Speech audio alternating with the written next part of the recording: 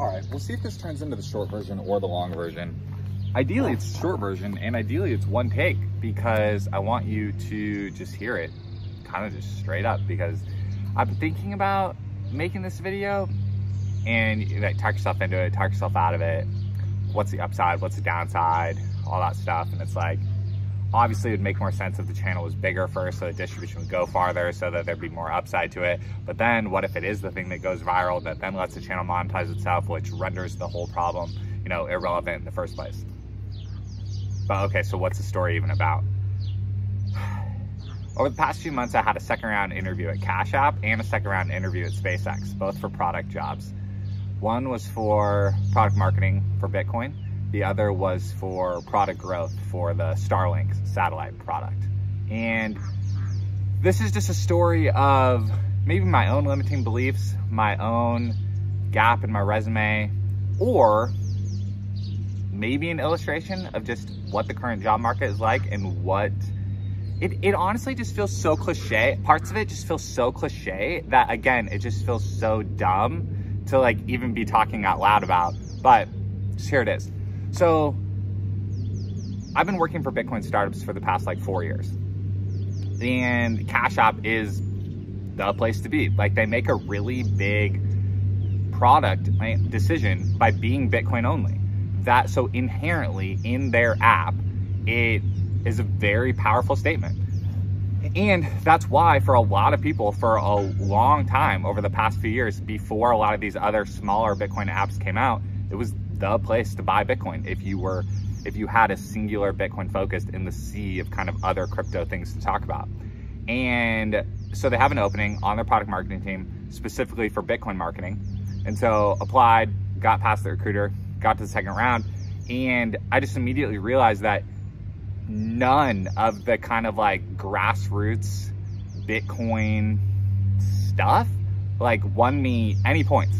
Like, onboarding people with BTC Pay Server didn't matter. Meetups didn't matter. Working for previous Bitcoin startups didn't matter. Understanding how Bitcoin's better than fiat didn't matter. Like, my fantasy football league uses Cash App for like our accounting, and one of the guys paid in Bitcoin last year. My mother-in-law stacks Bitcoin every 2 weeks using Cash App. Like, I've personally bought thousands of dollars of Bitcoin from Cash App and onboarded 100+ people to Cash App, and they've sent me their questions about it. And so none of that mattered. Like, none of just the kind of like, for context, the previous Bitcoin job I had, I literally got it by saying, I am the person that needs this. Like, I'm the person that needs this, and I've heard about this. How do I tell more people about it? And I kind of just did the same playbook at Cash App, and it just fell completely flat. And so I've been kind of just being self-reflective and just being like, why did that happen? And I don't want to come across as bitter. Like, that's why I'm just kind of open sourcing the process and open sourcing like what happened in the situation. And it just, I can only come back to the mechanics of marketing were more important than understanding Bitcoin culture and kind of understanding the why of why Cash App has chosen to be Bitcoin only. And because I even relayed like where I thought the future of Bitcoin banking is going, and I still think the future of Bitcoin banking is going to where you're going to have a fiat side of your checking account and a Bitcoin side of your checking account. Like, Cash App already has pay me in Bitcoin, where you can deposit your paycheck into Bitcoin. And so I was just telling the guy like, hey, I'm pretty sure what's gonna happen next is like, you guys are gonna roll out bill pay, and you're gonna roll out just banking on Bitcoin, and I wanna be a part of it. And this is how I would write the messaging for that, based on, again, being the guy. Like, I've been tweeting get on zero, not the only guy, and I'm not framing it as that of like, oh, I'm the only person that could do this. Because again, not choosing me is fine. That's fine.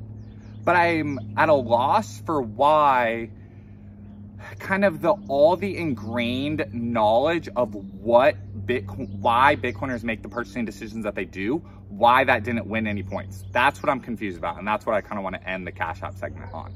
So secondly, got to a second round interview at SpaceX, and I loved this question. Here's the question I want to highlight. They go, why should we hire you? I'm like, hey, well, I just love the simple question. The reason why you should hire me is because I am the guy that has a like water cistern in his backyard, lives in this like suburban, just outside the city, like one county over from super dense population people that still primarily get our internet from like fiber companies and from cable companies. But I don't want to buy from them anymore. I don't want to buy my internet from boomer brands that keep trying to upsell me on TV when I have all this other cool smart home tech in my house. I want to get my internet from a company that aligns with the way I see the world moving. And then you want to go down the chain and talk about ISP censorship and talk about redundancy and how, honestly, you can still sell satellite internet to people that live in the suburbs, because then, like, if you have critical work from home people, they need the ability to click over to their satellite if for whatever reason their cable goes down. And so there's got to be ways to do that. And so I just said, again, from a growth perspective, stop telling people to not buy it. Like, remove all the language that says it's only for rural people. And that was kind of just met with the, well, you know, it is satellite internet at the end of the day, blah, blah, blah. And it just didn't, like, again, I don't approach marketing from the talking about marketing the mechanics of the whatever, or the, I understand you have to have messaging, and I understand the product has to meet the like level of what you're like telling the consumers, but there's such a simple thing of like, if you want to hit huge growth metrics, remove the negative language. And so that's kind of what I just relayed there, and yeah, didn't get a response. And so I don't know if that part of the story is as fine-tuned as the Cash App part, but that's what happened to me. And I have kind of this own self-doubt of, like, I wasn't a consultant for McKinsey. I wasn't a consultant for any of these big places. I did my own independent consulting for a long time, and I've seen the inside of startups. But so then when you get into some of these corporate interviews, I definitely have a little bit of a language gap in the ability to kind of connect with some of these second-round people. Normally I have a great conversation with a recruiter, because the recruiter is more easily swayed based on passion for the product. But then when I try to guide the conversation with the second round into passion for the product, they keep trying to pull it back to mechanics, pull it back to mechanics, pull it back to mechanics. And I'm kind of like, the mechanics are what they are. The mechanics are a commodity to me at this point, I think. And if you can't, like, if you don't know, this sounds so cheesy again, but like, if you don't know the why of your consumers, then like, what are you even doing with the mechanics? And so the way that I approach job hunting, client hunting, what I want to work on every day is what, like, who am I actually, and what do I actually use? And so, yeah, it's just really interesting. Those are the two biggest interviews I've ever had in my life. And so wanted to document it, if only for myself. So I guess for sure, tell me in the comments. Like, let's do the Reddit thing, the like, am I the asshole thing, okay? Do that in the comments. Like, am I bitter about it? Or is it an interesting story? See you on the next video.